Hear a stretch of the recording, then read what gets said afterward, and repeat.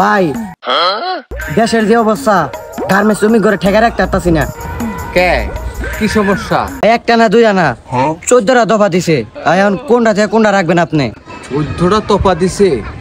কে আমি তো ওদের 6টি তোফা মেনে নিয়েছি। ওদের টিফিন বিল বাড়ানোর প্রয়োজন টিফিন বিল বাড়িয়ে দিয়েছি।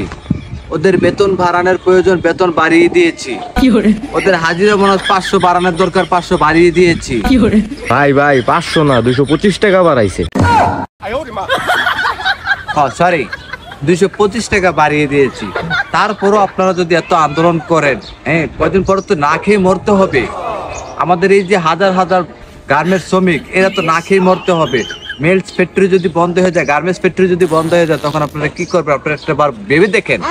ভাই আপনি ঠিক কইছেন, গার্মেন্টস যদি বন্ধ হয়ে যায় তাহলে আমরা এই যে এত শ্রমিক আমরা কি করে খাবো? আমরা চলবো কিভাবে? কে ভাই মাইয়া যেগুলো আছে ওগুলো খাবো রিক্সা চালাইয়া, আর পোলা যেগুলো আছে ওগুলো খাবো গোয়া মারাদা।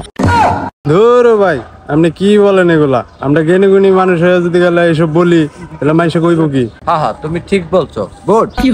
আচ্ছা তোমরা এখন চলে যাও। আমি দেখি সেনাবাহিনীর আহতায় এই গার্মেন্টস শ্রমিকের লোকজনকে নিয়ন্ত্রণে আনতে পারি কিনা, এটা দেখতেছি।